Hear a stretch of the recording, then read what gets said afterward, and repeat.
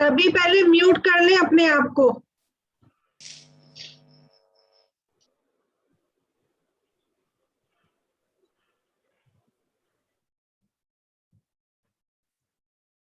चलिए आज बात करते हैं हम कि रेकी क्या है। कल हमने चक्रास पे बात की थी, सॉरी कल तो चक्रा मेडिटेशन किया था, परसों बात की थी हमने चक्रा की। और उसके पहले हमने बेसिक अपना सारा जान लिया कि एक्चुअल में हमें क्यों जरूरत होती है हीलिंग की, ठीक है, और क्या है। तो रेकी जो है ये दो शब्दों से मिलके बना हुआ है, रे और की। रे का मतलब है यूनिवर्स, संपूर्ण ब्रह्मांड, और की का अर्थ होता है शक्ति या ऊर्जा, एनर्जी। रेकी एक स्वयं चेतना युक्त शक्ति है जो जड़ और चेतना दोनों इसमें मौजूद है। हर वस्तु में, हर प्राणी में, हर पेड़ पौधे में, कीट पतंगे सभी में जो रेकी है, ये सजीव वस्तु कि सभी में ये उपस्थित होती है। अभी भी एंट्री हो रही है। चलो, इसके बाद पूरा जो ब्रह्मांड है, इसके अंदर जितनी भी आकाश गंगाएं हैं, ठीक है, जिनको गैलेक्सी बोलते हैं, ताराओं के समूह, तारा जो होता है स्टार्स, तारा समूह हैं, या फिर निहारिकाएं, हर जगह संवेदनशीलता और सजगता के साथ जो रेकी है ये हमें देखने को मिलती है। हमारे शरीर में जो ये शक्ति है ये प्राण ऊर्जा के रूप में प्रकट होती है, ठीक है, प्राण ऊर्जा। अब एक चीज मानिए कि हमारी जो ये देह है, ये शरीर है, इसमें ऐसा क्या है कि वो निकल जाता है तो ये बिल्कुल जीरो मिट्टी हो जाता है। हमारा शरीर, इसके अंदर ऐसा क्या चल रहा है कि अभी मैं बोल पा रही हूं, मैं अपने हाथ पांव हिला पा रही हूं, मैं सांस भी ले पा रही हूं, वो हमें दिखाई नहीं दे रहा, लेकिन ऐसा कुछ तो है। और वो उस यूनिवर्स की वो चीज है जो हमें दिखाई नहीं देती, वो है प्राण शक्ति, हमारी जान, जो हमारे अंदर इस टाइम हमारा दिल धड़क रहा है, तो धड़कन भी इसलिए है क्योंकि वो प्राण हमारे अंदर है, वो प्राण शक्ति हमारे अंदर है और हम जीवित हैं। तो रेकी यही है, प्राण शक्ति ही है जो हमारे अंदर है। और जब ये कहते हैं यमदूत ले गए प्राण निकाल के, तो वो जो शक्ति जब बॉडी से चली जाती है तो उसके बाद पूरी बॉडी हमारी मिट्टी हो जाती है।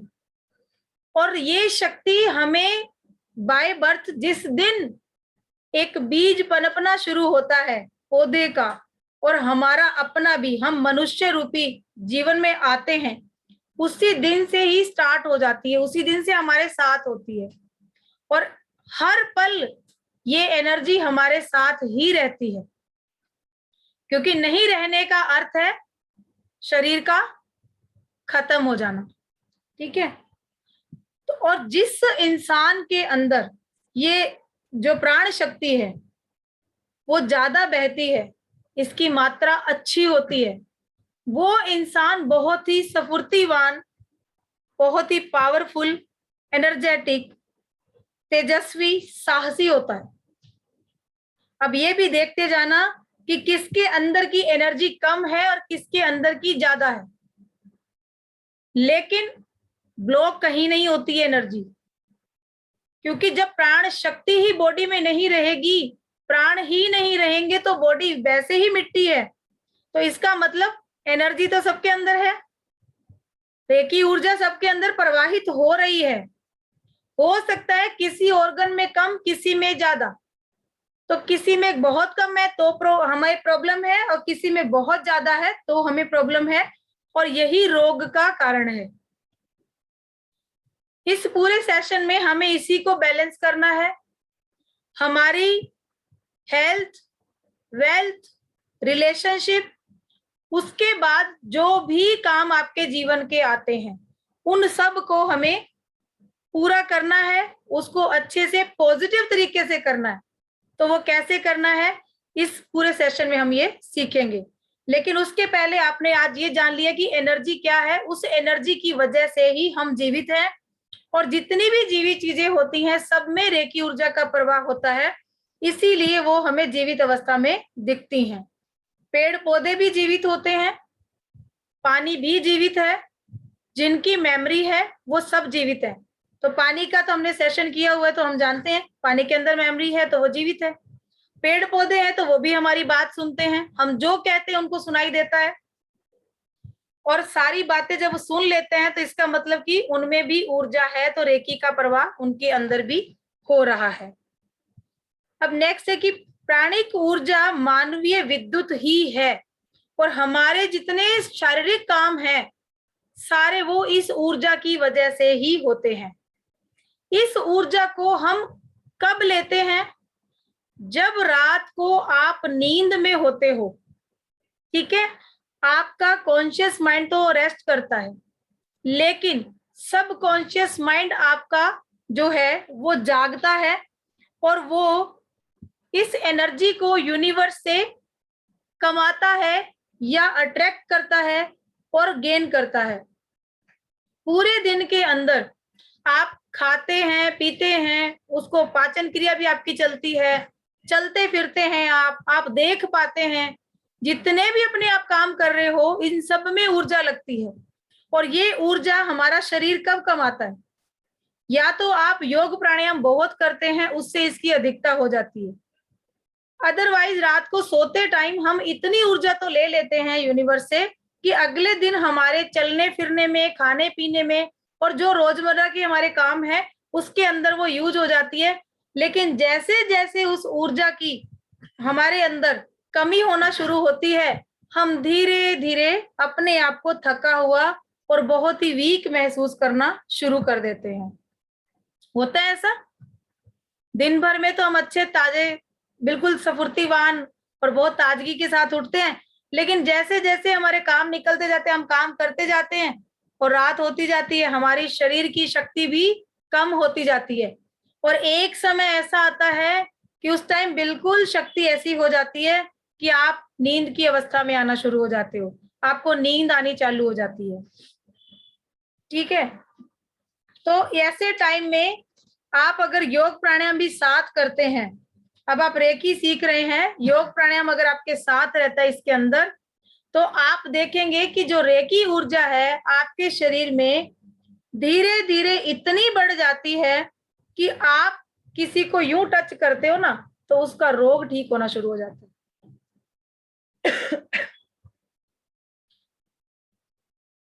डॉक्टर एंटन मैस्मेर ने कहा था कि एनिमल मैग्नेटिज्म भी होता है, उनका भी एक सॉरी उनके भी एक चुंबकीय ऊर्जा पास रहती है। हमेशा हर बॉडी के आसपास एक चुंबकीय ऊर्जा रहती है, एक मैग्नेटिक पावर। आपने आजकल सुना होगा, बहुत मैग्नेटिज्म का जमाना है, मैग्नेटिज्म के बारे में सुना होगा, रेकी भी आ गई ऐसी। तो मैग्नेटिज्म क्या है? अब मान लीजिए कोई भी स्वस्थ शरीर किसी भी अस्वस्थ शरीर के पास होता है ना, तो अस्वस्थ शरीर वाला बंदा जो है ना स्वस्थ शरीर से एनर्जी लेना शुरू कर देता है। इसीलिए कभी आपने देखा होगा कि आप लोग कभी हॉस्पिटल जाते हैं तो वहां पे जाते तो आप बहुत एनर्जी के साथ हैं, लेकिन अगर आपका कोई पर्सन वहां है और आप कुछ देर वहां रुक जाते हैं तो बहुत वीकनेस सी फील होनी शुरू हो जाती है आपको भी। चाहे वहां आपको सोने के लिए बेड भी मिल जाता है, बैठने के लिए चेयर भी मिल जाती है, लेकिन एक थकान वहां ज्यादा होती है जितनी कि हमें घर में नहीं होती है। तो क्या होता है ऐसा? घर में हम काम भी करते रहते हैं लेकिन उतनी थकान हमें नहीं होती जितनी कि हॉस्पिटल में आप जाके बैठ गए और वहां आपको थकान होना शुरू हो गई। तो वहां पे क्या होता है, इतने सारे मरीज होते हैं और उनकी शक्ति, जो रेकी शक्ति उस टाइम पे होती है, ऊर्जा वो कम होती है। तो आप हेल्दी पर्सन है, वहां जाके बैठते हैं तो जितने लोग वहां होते हैं आपके इर्द गिर्द, वो आपसे एनर्जी लेना शुरू कर देते हैं, सक करना शुरू कर देते हैं। तो इसीलिए हम रेकी में बोलते हैं कि आप अपने ओरा को स्ट्रॉन्ग करके जाइए, ताकि कोई भी ऐसी अगर बॉडी आपके पास है या कोई चीज ऐसी है जो आपके शरीर से आपकी शक्ति को खींच रही है, तो वो ऐसा ना कर पाए। तो इसीलिए ओरा को हमें डेली जब भी निकलना है अपने ओरा को स्ट्रॉन्ग करके निकलिए। चक्रास पे रोज काम करना है हमें, अभी आप 1 महीने तक हमारे साथ हैं, 21 दिन तो हम प्रैक्टिस करेंगे 24 पार्ट की, ठीक है, कल आपका अट्यूनमेंट होने के बाद। तो उसमें आपको प्रैक्टिस रेगुलर करनी है। 3 मिनट नहीं कर पाएंगे कोई बात नहीं, कम कर लीजिए, लेकिन करनी है, छोड़ना किसी ने नहीं है। 3 मिनट करेंगे तो बहुत अच्छी बात है, लेकिन नहीं कर पाएंगे तो कोई बात नहीं, जितनी देर होता उतना तो करो, ना से तो कुछ किया अच्छा है। अगर 1 मिनट भी करोगे 24 मिनट तो एनर्जी आई आपके पास, नहीं करोगे तो वो 24 भी जीरो हो जाएंगे। तो इसलिए करना है। जल, भोजन, हवा, सूर्य से प्राप्त प्राण ऊर्जा को सुनियोजित करके व्यक्ति जड़ और चेतना को प्रभावित कर सकता है। ये जितनी चीजें हैं इनसे आपको, जैसे जल है, भोजन है, हवा है, सूर्य है, इनसे जो प्राप्त हमारी प्राण ऊर्जा है, उससे अगर व्यक्ति चाहे तो अपनी जड़ और चेतना सभी को प्रभावित कर सकता है। जिसमें जितनी भी जीवनी शक्ति कम होती है वो हमेशा ज्यादा जीवनी शक्ति वाले से अट्रैक्ट करता ही है। अगर कोई पेड़ पौधा भी है और वो उसकी शक्ति उस टाइम पे कम है, उसकी एनर्जी कम है उसके अंदर, और आपके अंदर ज्यादा है, तो आप रिसीव करो, वो रिसीव करेगा आपसे, वो उसी टाइम लेना शुरू कर देगा। और आप कुछ भी नहीं है, उस पेड़ के पास बैठे तो भी वहां बैठे बैठे आपको थकान होना शुरू हो जाएगी। पहले आप ये चीजें फील नहीं कर पा रहे थे, लेकिन अब ये चीजें आपको महसूस होंगी। आपको लगेगा कि हाँ वाकई में, आपको जैसे होता है ना, बच्चा बोतल से दूध पीता सक करके सारा पी जाता है, आपको भी लगेगा कि आपकी एनर्जी है बॉडी से कोई खींच रहा है। तो उसी टाइम अब आपको एहसास होना शुरू हो जाएगा कि यहाँ कोई ना कोई ऐसा व्यक्ति है या कोई वस्तु है जो आपकी बॉडी से आपकी एनर्जी को खींच रही है। तो अपने ओरा को, चक्राज को हमेशा हमें स्ट्रॉन्ग करना है। कहीं भी जाना है बाहर, कभी भी सुबह अगर मेल भी बिजनेस पे जाते हैं, वहां भी 50 लोगों से मिलते हैं, और उनको अगर उस टाइम लगता है ना कि थकान हो रही है, ऐसा कुछ हो रहा है, 5 मिनट के लिए ओम का फोन के अंदर अपने आप रखिए और ओम का मेडिटेशन कर लीजिए।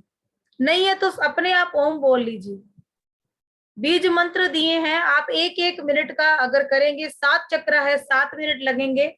लम वम यम ये आप बोल सकते हैं, 1-1 मिनट का उच्चारण करेंगे हर चक्र के लिए। आप 7 बीज मंत्र का उच्चारण कर लीजिए, उसी टाइम आपके अंदर एनर्जी आ जाएगी। कुछ भी नहीं हो रहा है, आप 21 टाइम ओम का उच्चारण कर लीजिए।